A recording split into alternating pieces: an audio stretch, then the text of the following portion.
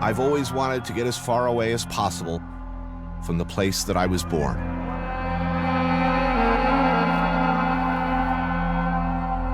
Far both geographically and spiritually, to leave it behind.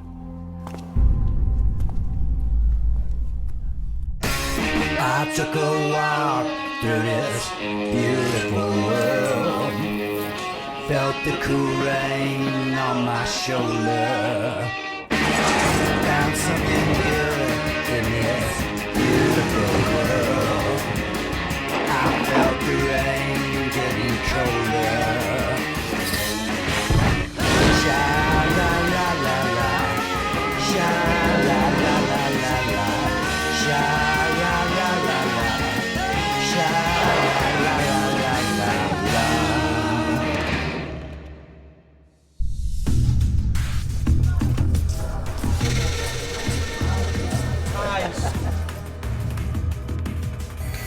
Tangier, it's Morocco. But from 1923 through 1956, it was loosely governed by the major powers, an international zone. For years, it seemed, everything was permitted. Nothing was forbidden. At the northern tip of Africa, a short ferry hop from Spain, Tangier was a magnet for writers, remittance men, spies, and artists. If you were a bad boy of your time, you liked drugs, the kind of sex that was frowned upon at home, and an affordable lifestyle set against an exotic background, Tangier was for you.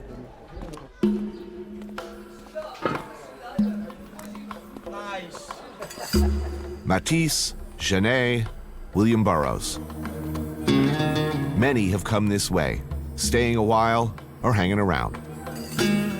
But no one stayed longer or became more associated with Tangier than the novelist and composer Paul Bowles. In works like The Sheltering Sky, he created a romantic vision of Tangier that persists even today, a dream that has become almost inseparable in the minds of many from reality.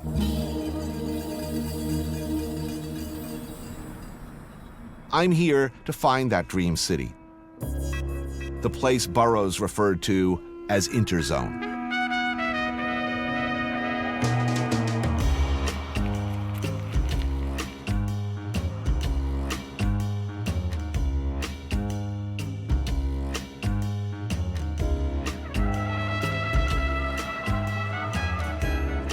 Tangier, like I said, was a city of expats.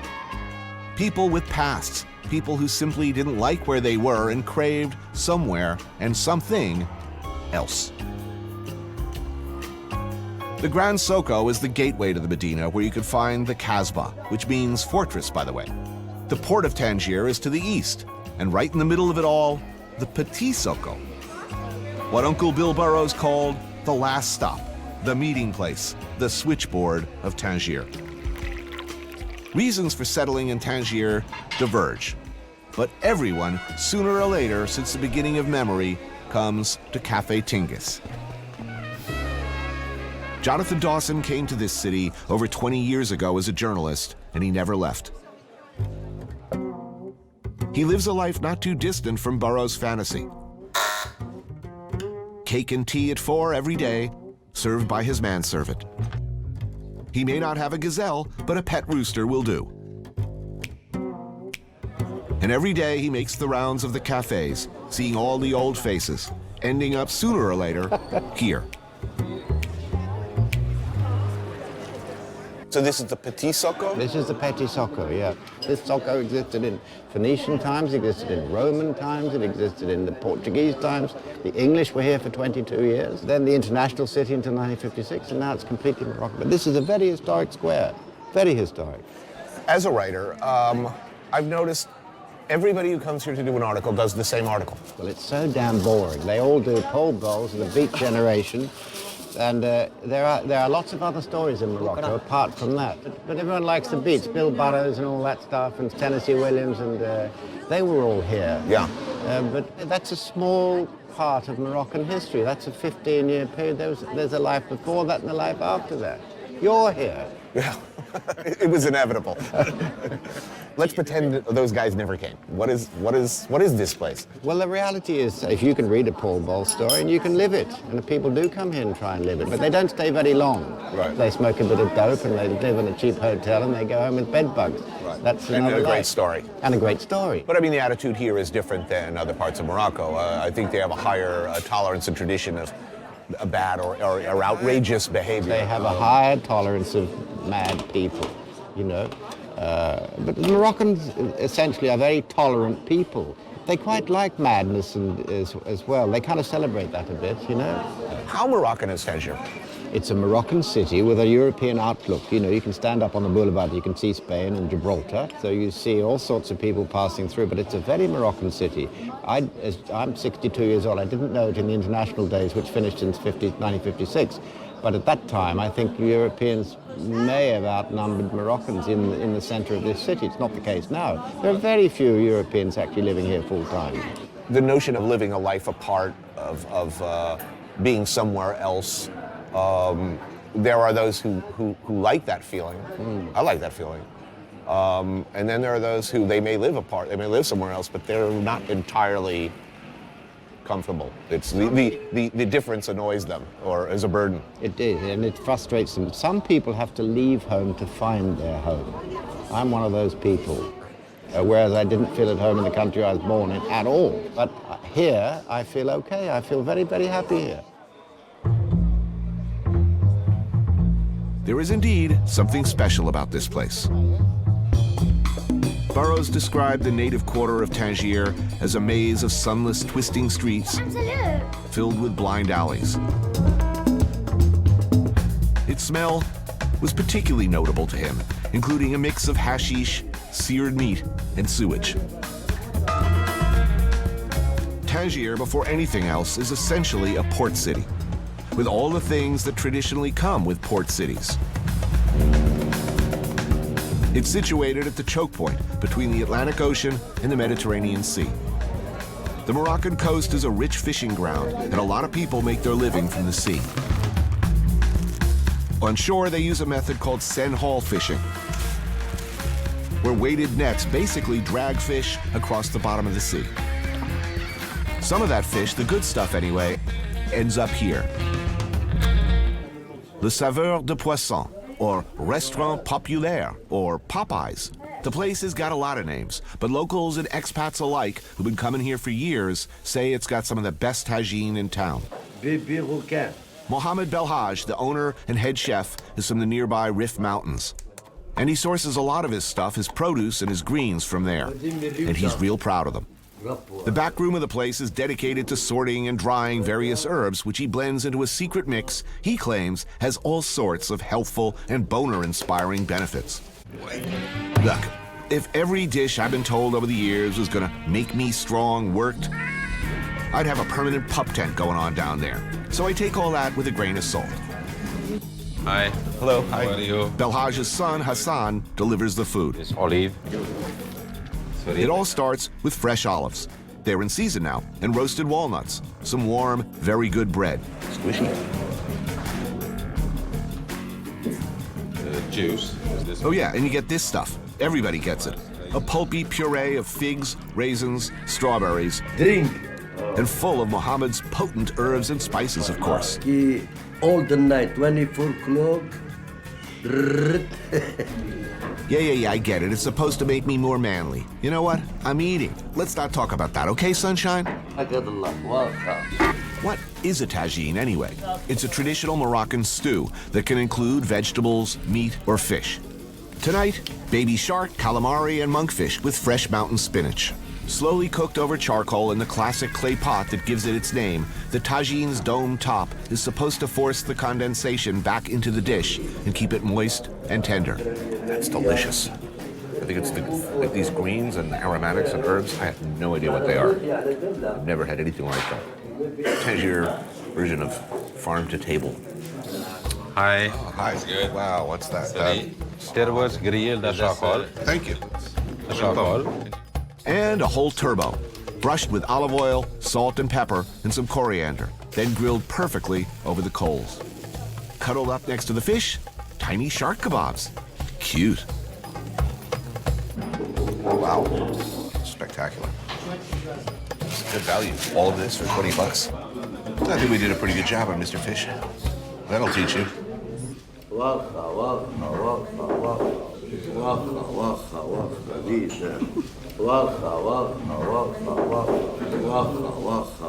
Freaking me out. It's like that guy when, you're tripping and it goes like this to you. Hi. For dessert, strawberries, pine nuts, and honey. Like the whole meal, it's eccentric and delicious. Thank you. You're welcome.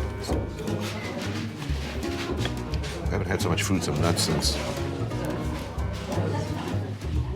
Altamont.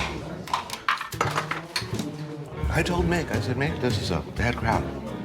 Get back in the chopper. But he's like, well, no, man, we can't disappoint the fans. Memories.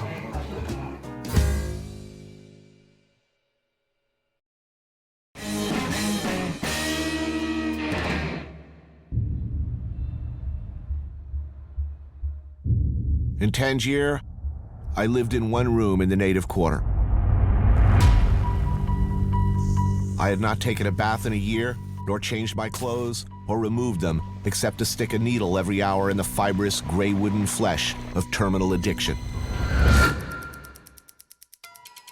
I never cleaned or dusted the room. Empty ampule boxes and garbage piled up to the ceiling. Light and water long since turned off for non-payment. I did absolutely nothing. I could look at the end of my shoe for 8 hours. I was only roused to action when the hourglass of junk ran out.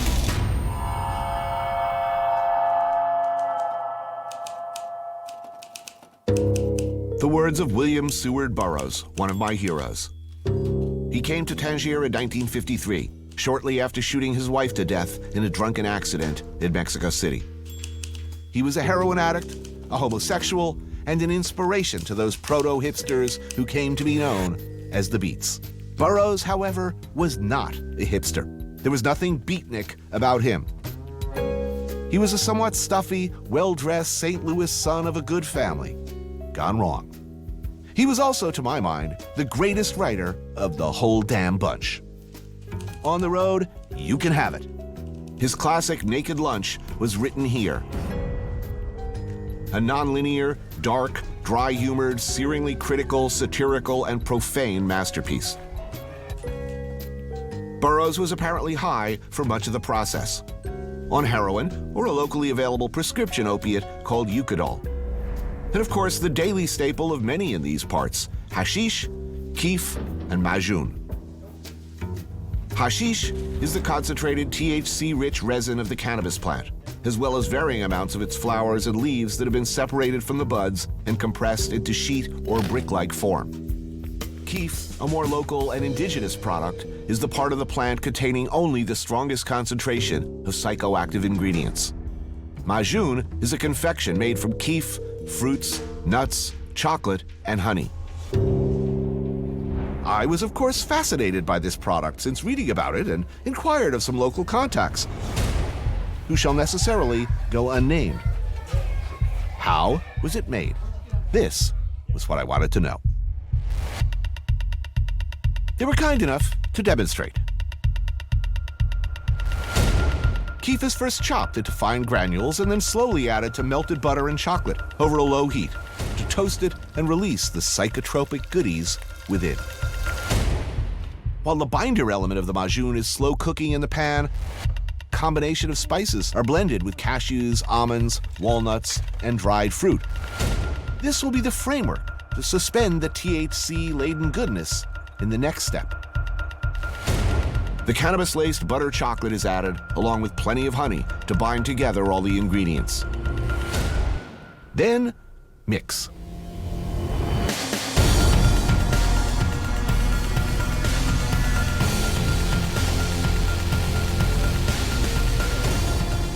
Last, you roll the entirety of the mixture into a ball and either refrigerate or dig right in.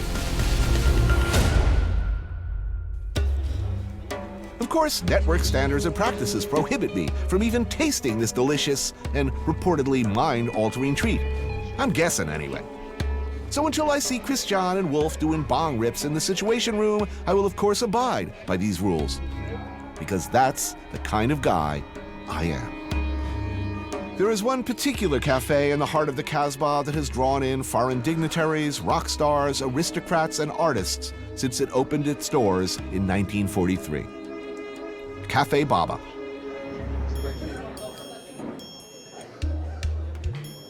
Sweet mint tea in a thick, slow-moving haze of smoke. It smells like my dorm room, 1972. Good evening, hello. I'm George. This is George Bajalia and Zineb Benjaloun. Thank you for having me. Yeah. Saying welcome to Cafe Baba. I should say right now, I have no direct knowledge or awareness of either George or Zineb smoking any illegal substances, nor do I have any contemporaneous recollection at this time of me doing anything untoward in their presence. Because that would be like, wrong, dude. Some tea? George is here on a Fulbright scholarship, and Zineb is an artist from Rabat. Others in the room, however, well, don't give me that innocent look, you young punks. I know somebody in here smoking reefer. So, how stoned are people here? We can ask. Just ask. You're not getting totally ripped here. No. It's a functional part of daily life.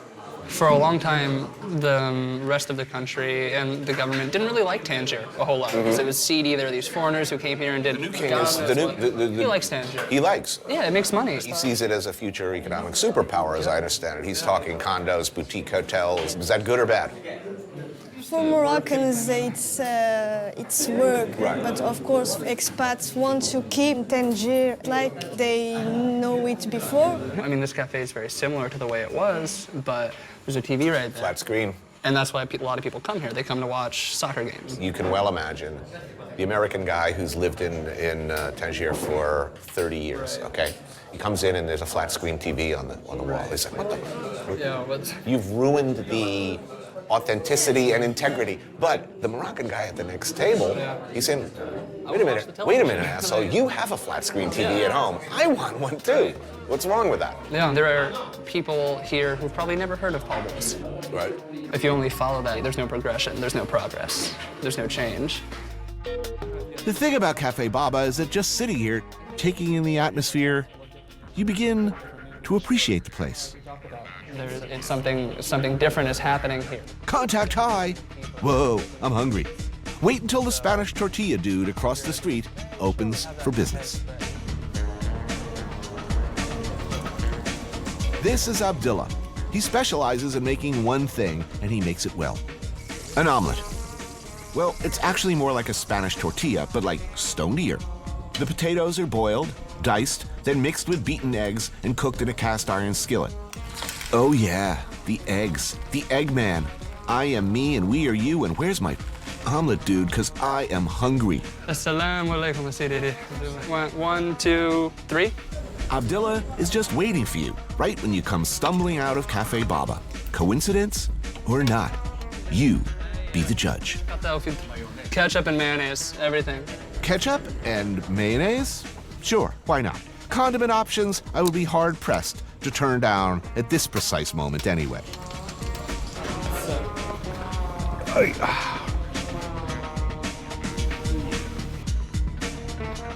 A lot of mayonnaise. It's a good munchie. Dude, that's awesome. I'll have 12 more.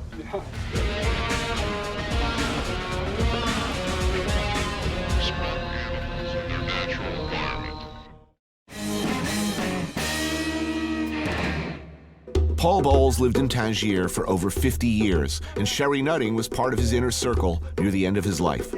She was his friend, record keeper of sorts, and photographer. You arrived when? I came in the 70s, but I went down to Marrakesh. And then in '86, I wrote a letter to Paul Bowles and said I had to meet him and take his picture. And he wrote back and he said, come and visit. Well, I never left. Like a lot of people came here to live that dream or to live that life. Has the reality come to resemble his perception of the reality, or? The Tangier that I see is Paul Bowles, and I still see it. I still feel it. You can still find the magic. The market, or souk in Tangier, is one of the best in all Morocco. The food stalls and vendors are still pretty impressive. Wander the markets long enough and you're sure to stumble across the unexpected. Hooves? Sure. How about a lamb's head? Here, nothing goes to waste. Charbroiled to crispy burnt perfection, the meat is scraped off and served on a crusty lunch bread. Not so adventurous, the Grand Soko's indoor market offers a variety of smoked, cured, and fresh meat. Smells good in here. The stuff looks good. Oh, I've heard this cheese is amazing. It's good, yeah. Could I have one? A Berber favorite, fresh goat cheese wrapped in palm leaves. Yeah, they're beautiful, aren't they? That's good. Shukran bizaf. A little cheese, a little flatbread, the perfect Moroccan breakfast to go. We're headed into the Jabala foothills of the Rif mountain range, about 85 kilometers south of Tangier, to a place called Jajuka. The village is home to the people of the Al-Sharif tribe, which loosely translated means the saintly people. Jajuka is also home to one of Morocco's better-known musicians, Bachir Attar. Jazz and rock and roll musicians have traveled from all over the world to Jajuka to meet this guy. Bachir is part of a lineage of master musicians, all from this small mountain village.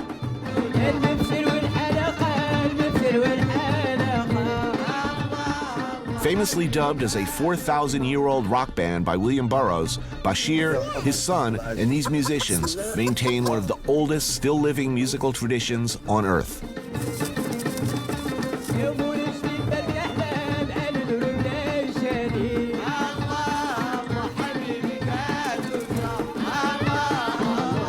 We're invited for dinner.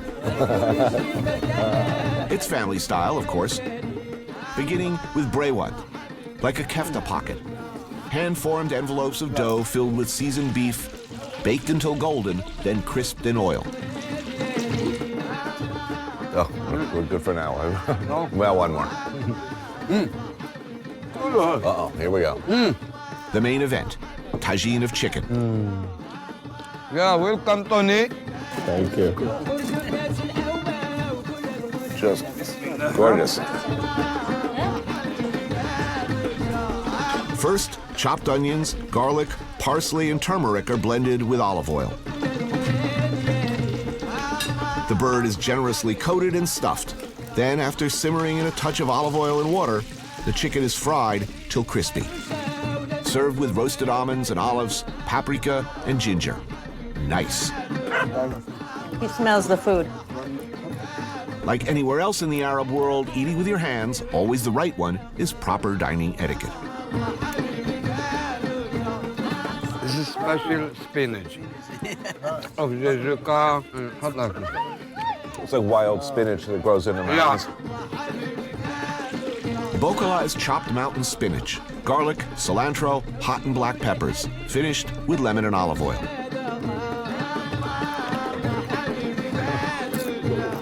That's delicious. Yes, I heard you are the greatest taste for a food in the world, man. I love good food. This is good.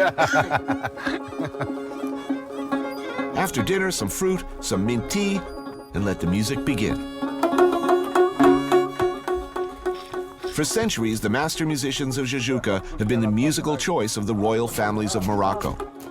Excused by the country's rulers from manual labor to devote themselves to musical training.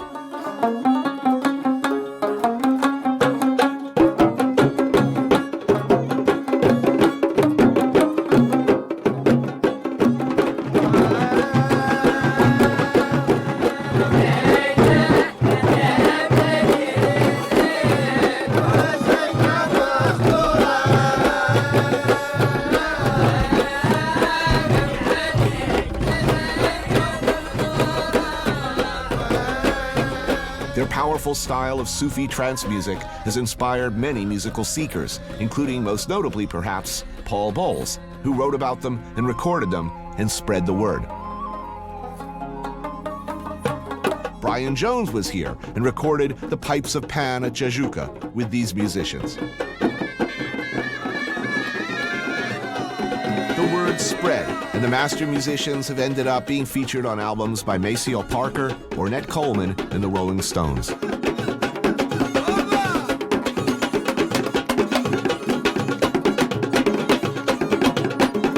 For years, if you were a rock god, you had to come here. Dig the crazy percussion and strings and pipes that took you to another place. It's intricate, hypnotic, beautiful. And if you're in the right frame of mind, mesmerizing.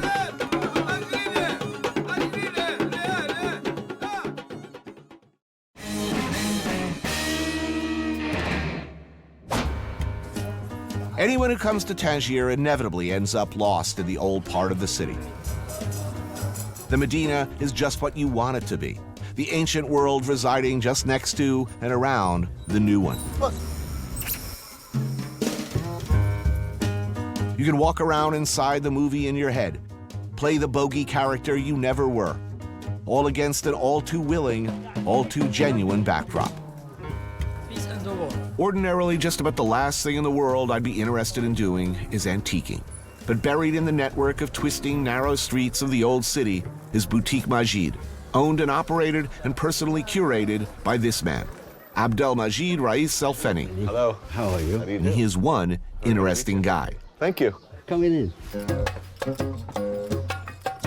When he was a little kid back in the 60s, Majid left his hometown of Fez and came here, where he'd earn a few dirham a night emptying ashtrays at the wild and extravagant parties being thrown here by wealthy expats. He saw what these people would buy for themselves and how they decorate their homes, and he started to look around for himself, scoring, then reselling art and antiques. Wow. It became something of an obsession. Now his artifacts from Morocco and all across northern Africa are bought by collectors from all over the world. Carpets, antiques, wood carvings, jewelry, and old doors. Wow, these are incredibly beautiful. Tell me about that. This is amber, coral, shells. This used to be currency, this shell. How old is this? This is early 20s, late 19th. The amber is millions of years old. How much are you selling this piece for? By weight. By weight? Yes, quite a heavy piece, this one, 429 grams. So it comes like 42,000 dirhams. So that's how much in dollars? Like almost 5,000. 4,500. About $5,000. Almost. So we look at another floor? Oh, yes, follow me. Yeah, there's a nice collection of things from the Sahara. So you travel Little bit. a lot? Not like you. Oh, this is for pounding Yes. manioc? Yes, this is from the Dogon tribe from Mali. How much will this sell for, do you This think? around $300. Really? For this? That's very reasonable. Yes. I'll be buying that. That's going to be an old friend. Also memory. And a memory Tangier. of Tangier as well. Majid suggests lunch at Indulges, a locals-only place nearby. As a Moroccan, so many Westerners who come to Tangier come with a romantic notion of a Tangier they read about in books. Do people have a realistic expectation when they come here? Are they looking for Morocco, or are they looking for this phantasm? No, it is a phantasm. It is when you get here, if you know Morocco, you feel that you're in Morocco, but you're not. There's a lot of Mediterranean touch to this town. And also the history, people hear story about Tangier that it was. Like when I first came in the 60s, everybody said to me, you came late. Tangier was. It's right. Now I'm saying the same thing as these young now. They come and they say, wow. I said, What was better about those days? well, you see, for me at that time I was young, and it was the boom of hippies. And it was the destination. Coffee Papa, you meet Bob Dylan, you go here, catch Steve. And the parties was going on. I missed this kind of parties. People fly from everywhere to the party. And they make the whole town move. Blue and white party, white and gold party, hat party. You know, it's amazing. And you see people coming with amazing hats, like a cage with a bird, extravagant hats. You know, it's like people put so much energy and time into these parties, you know. Look at the... Oh, now that looks good. Tomatoes brushed with local olive oil, garlic, and coriander. liver kebabs, beef liver to be exact, grilled over charcoal. Oh, now that looks very nice. For fish, a bit of swordfish and some orange roughy. That is just beautiful. How do you like the tomato? Oh, and the swordfish is amazing. Yeah. So how else have things changed? You saw how many tourists there was today? They're in a hurry. If they come to the shop, they even try to avoid your eye contact. They're afraid if you get my eye contact, I'm gonna rip you off Or make you buy something that they don't want to I don't know. They have this. Do they buy? They don't even say hello. They don't buy. Of course. We call them penguin. They have short hands, doesn't get to the pockets. I mean, I'm just kidding.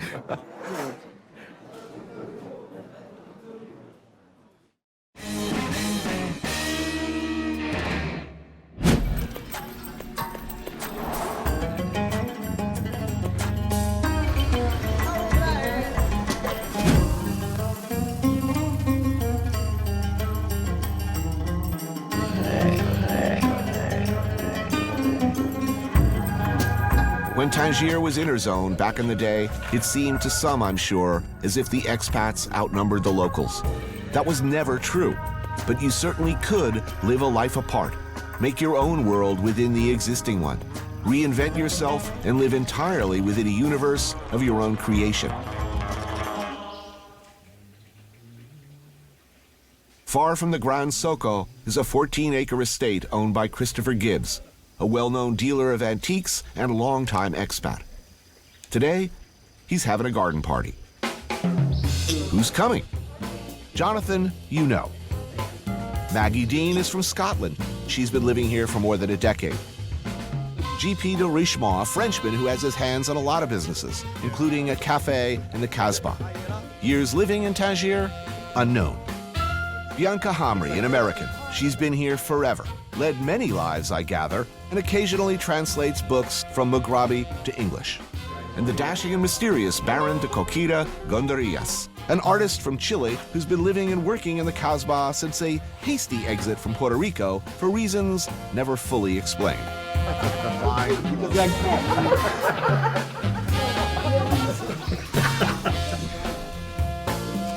On the menu, Bastilla. A meat or often pigeon pie, as traditional Moroccan as it gets. Today made by Gibbs' full-time cooks, Jamila and Fatima. In Bastilla, the meat on this particular day is chicken, which is slow-cooked in broth and spices, pulled or shredded, and then folded into an egg mixture cooked in the reduced stock from the boil. This is layered with blanched almonds, powdered sugar, and cinnamon. And then the whole lot is then wrapped in feuille de brique, a crepe-like dough. After baking to a golden crispiness, the final touch is a dusting of even more cinnamon and sugar. It's got a sweet, savory thing going on. And it's quite tasty. Yeah, exactly. Yeah. If you get nervous when you go in a room and you touch the light switch and the lights don't come on, you shouldn't be in this country. What was that first moment you said, you know, I could live here? I'm still quite unsure about that. No, I came here first in 1958, when it was quite different. Everyone wore native dress. Yes. But Islam, still the throbbing motor of life here. I have very tender feelings for Morocco and the friendliness and courtesy of the people and of the children who, you know, they don't say off granddad like they do in England. They say, bonjour monsieur, ça va bien, belle journée, blah, blah, blah, blah. I always feel welcome here. I never consider that this is mine. It's theirs, and they've allowed me to live here in a very nice way, and I feel recognition. They know who I am. Right. They know who I am. There is a side-by-side aspect to life here that's very unusual. Very unusual here. It's mostly, you can do whatever you want if you do it with good manners. But it is a sort of a station of the cross for, you know, the bad boys of culture. I mean, Verlaine, Rimbaud, Iggy Pop, the Stones, Burroughs and Geisen. And Burroughs writes about, he came here to be a writer. He was a junkie before he was a writer. as so many Well, of us it came were. from- But I think this was a place where you wanted to think of yourself as a writer. You would come here and somehow you were working within a romantic tradition. Yes. Burroughs said right up front, Yes. to me, a writer from when I was a little boy, a writer was a guy who lounged around in a smoking jacket or a caftan, smoking a hash pipe or an opium pipe Yes. in a beautiful anointed house littered with sleeping boys. Yes. Um, or girls. Well, whatever. To what extent did that world exist, and to what extent was that world created by the people who showed up with that expectation? Since Bill departed, R.I.P., dear, wonderful, marvelous man, since he's gone, it's a bit tame now, a little bit It is changed, tame. a bit Well, he was genteel now. he was the very opposite of genteel. He was Yes. an outlaw My for husband- every society. My husband knew him very well, and he was telling me, yes, Bill, and I said, he said, I cured him of being a drug addict. I said, how? He said, I turned him into an alcoholic. Who smokes hashish at this table? Please raise your hand. Is the camera on?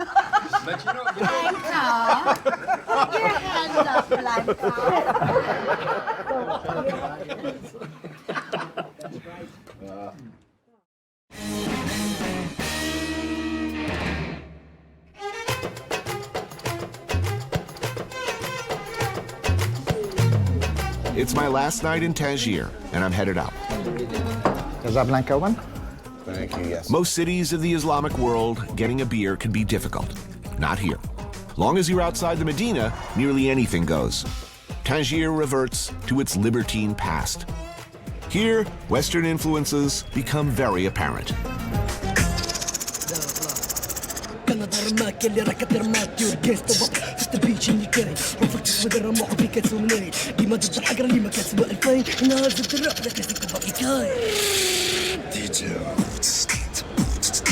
Any night of the week is a good night for young Moroccans to take to the streets of the Ville Nouveau.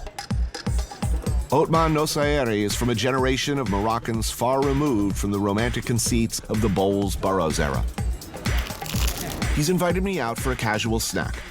Bocadillos, Spanish-style sandwiches with tuna, veggies, hard-cooked eggs, and a healthy wad of mayo. A crispy layer of French fries within the sandwich. This is delicious, by the way. The bread here is very good. You work in a magazine, journalist. Yeah, I'm not a journalist, but I own an urban magazine here in Tangier to inform Moroccans. We are living in a place that's pretty special. It's not for any purpose that William Burroughs or Paul Bowles or Henri Matisse, all these people came to Tangier. The city has something which makes it different from other cities.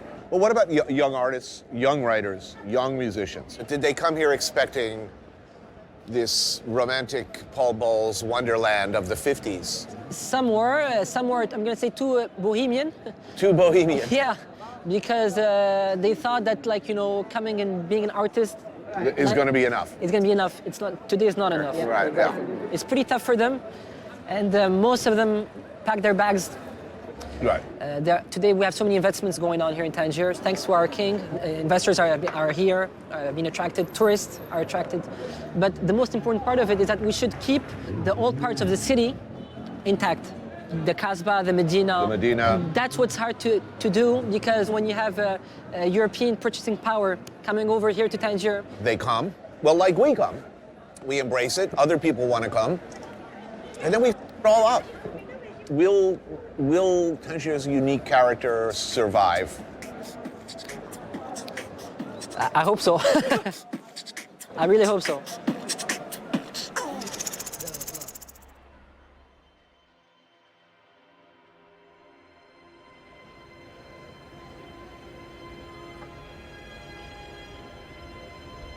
Tangier is Morocco, always was Morocco.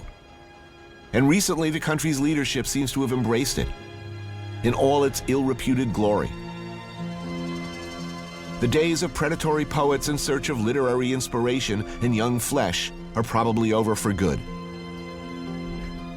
Hippies can just as easily get their bong rips at Portland or Peoria. But the good stuff, the real good stuff, the sounds and smells and the look of Tangier, what you see and hear when you lean out the window and take it all in, that's here to stay.